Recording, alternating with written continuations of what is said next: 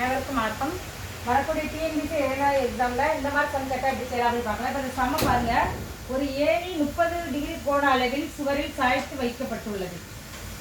ஒரு சுவர் எப்படின்னா ஸ்ட்ரெயிட்டாக இருக்கும். அதில் 30 டிகிரி கோண அளவில் சாய்த்து வைக்கப்பட்டிருக்காங்க. அப்போ நமக்கு 30 டிகிரி அளவுனா எப்படி வரும்? இந்த கோணம் வரும். இப்போ இது கிடைமட்ட பகுதி. இந்த பக்கத்தில் நம்ம என்ன சொல்கிறோம்னா அடுத்த பக்கம்னு சொல்கிறோம். இந்த பக்கத்தை என்ன சொல்கிறோம்? ஏணியோட அளவுன்னு சொல்கிறாங்க. இப்போ நம்ம இதை எக்ஸ்ன்னு வச்சுக்கலாம்.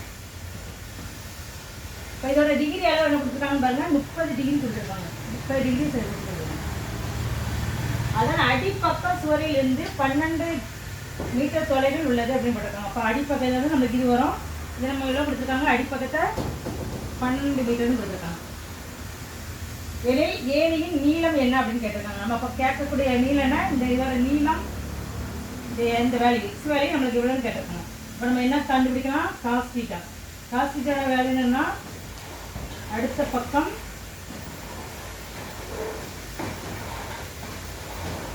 Divided by Karnam.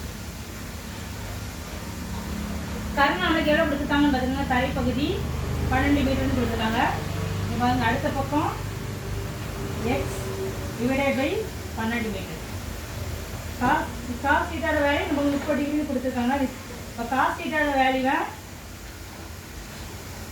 காஸ் தீட்டாவோட வேல்யூ என்ன? √3 டிவைடட் பை 2 இப்போ எக்ஸ் டிவைடட் பை 12. இப்போ பாருங்கள், எக்ஸோட வேல்யூ நம்ம கண்டுபிடிக்கணும். அப்போ √3 இங்கே போகும்போது 2 ×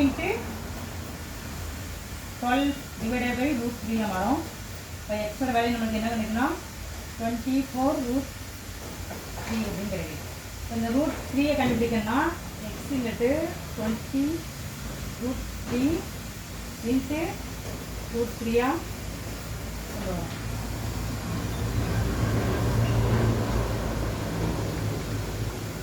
இப்போ நம்ம கிடைக்கக்கூடிய வேல்யூ √3 × √3 24√3 டிவைடட் பை 3. அப்போ 3 அடிப்படுத்தலாம்.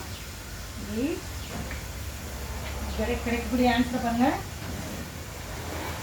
8 × √3 8 × √3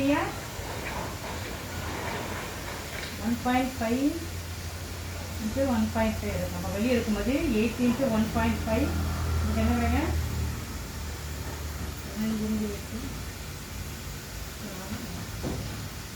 கிடைக்கக்கூடிய ஆன்சர் 12.0.